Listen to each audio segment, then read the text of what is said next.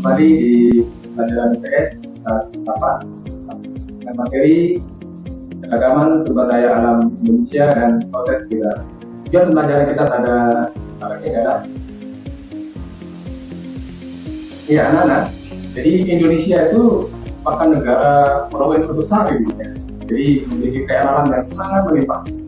Jadi keragaman potensi sumber daya alam tidak lepas dari proses geografisnya.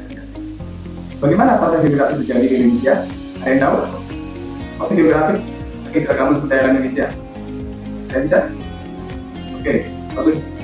Jadi selanjutnya bagaimana proses geografi itu mempengaruhi keragaman sumber daya alam Indonesia. Sebagai bangsa Indonesia kita patut karena proses geografis dan keragaman sumber daya alam yang dimiliki. Indonesia merupakan negara terluar di Asia Tenggara. Bayangkan, luas daratan Indonesia itu sekitar 1.900.000 kilometer, maksudnya 5,8 juta kilometer persegi. Jadi letak Indonesia itu sangat menguntungkan bagi kehidupan masyarakat. Selain memiliki status yang menguntungkan, Indonesia juga memiliki geologi, iklim, dan cuaca yang sangat menguntungkan. Jadi itu anak-anak, anak-anak coba perhatikan di mana Indonesia letakkan letak. Semua letak geografis Indonesia itu adalah dari posisi wilayah berdasarkan kenyataan di bumi. Jadi berdasarkan letak geografis Indonesia itu terletak di antara dua benua, yaitu benua Asia dan Australia. Kita di antara dua samudra, yaitu Samudra Hindia dan Samudra Pasifik. Selanjutnya dilihat dari letak astronomis. Perhatikan tanda garis bintang dan garis putih yang ada di depan. Jadi buat tanda itu merupakan posisi Indonesia secara astronomis. Jadi letak astronomis Indonesia merupakan posisi suatu tempat berdasarkan garis bintang dan garis bujur. Jadi Indonesia itu berada di 6 derajat bintang utara dan 11 derajat bintang selatan dan 95 derajat bujur timur sampai dengan 144 derajat bujur timur. Pengaruh dari letak astronomis itu menyebabkan perbedaan waktu. Jadi berdasarkan tersebut terdapat 3 daerah waktu di Indonesia. Yang pertama itu Indonesia bagian barat, IB, Indonesia bagian tengah, kita dan waktu Indonesia bagian timur atau BIT. Selanjutnya letak geologis. Letak geologis adalah posisi suatu wilayah didasarkan pada struktur geologis atau susunan batuan misalnya. Jadi secara geologis Indonesia itu dilalui oleh 2 jalur pegunungan dunia, yaitu pegunungan Sirkum Pasifik dan Sirkum Mediterania. Jadi letak tersebut menyebabkan Indonesia memiliki banyak sekali gunung yang aktif Jadi jalur pegunungan di Indonesia itu memandangi dari ujung utara Sumatera sampai dengan Pulau Jawa, kemudian Nusa Tenggara, Banda sampai dengan Halmahera di Maluku. Di mana gunung api Indonesia itu yang ada itu 127. Jadi aktivitas vulkanis ini intens terjadi di Indonesia karena pertemuan 3 lempeng tadi. Tektonik ini yang menyebabkan patahan, retakan, dan kerusakan pada bumi yang memungkinkan magma mengalir ke permukaan bumi dan terbentuk gunung api.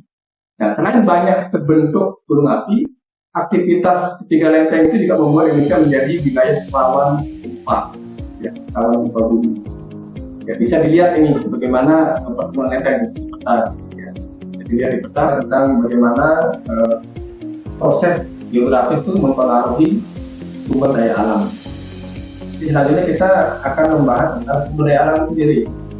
Jadi sumber daya alam itu adalah segala sesuatu yang ada di permukaan bumi dan dapat dimanfaatkan untuk memenuhi kebutuhan manusia. Jadi potensi sumber daya alam ini mencakup hal-hal yang ada di udara, di darat, dan di perairan.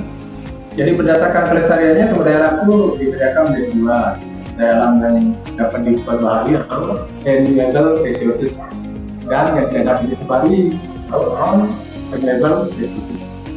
Contohnya daya alam yang dapat diukur itu misalnya air, tanah, dan hutan.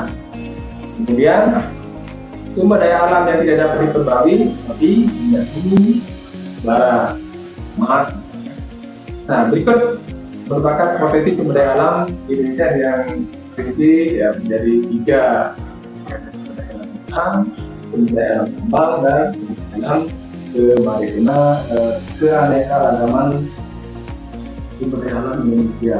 Kita dari pengaruh posisi geografis pada sumber daya alam Indonesia. Pertama, ada sumber daya alam hutan. Jadi letak geografis yang saat lagi itu menyebabkan Indonesia itu memiliki keanekaragaman yang tinggi, baik flora maupun fauna. Contohnya, jadi Indonesia itu banyak mendapat hujan tropis yang menyebabkan berbagai jenis mineral yang berharga. Contohnya, minyak bumi, gas alam, batu bara, timah, tembaga, emas, dan sebagainya. Dan banyak lagi hasil tambang yang ada di Indonesia. Itu yang ketiga, sumber daya kemaritiman. Jadi letak Indonesia yang diapit oleh dua samudra menyebabkan itu potensi perikanan yang sangat besar. Jadi contohnya banyak ikan tuna, udang, cumi, dan berbagai jenis ikan lainnya yang ada di perairan Indonesia. Ya, baik, demikian mungkin materi kita pada kesempatan ini. Selanjutnya, anak-anak nanti bisa mengerjakan tes ya. Saya berikan dalam bentuk khusus. Nanti silakan dibuka linknya ya, di sini ya, di linknya seperti ini, jadi klik. Jadi itu kan pembelajaran kita pada kesempatan ini. Terima kasih atas perhatiannya. Salam bahagia dan sejahtera untuk kita semua.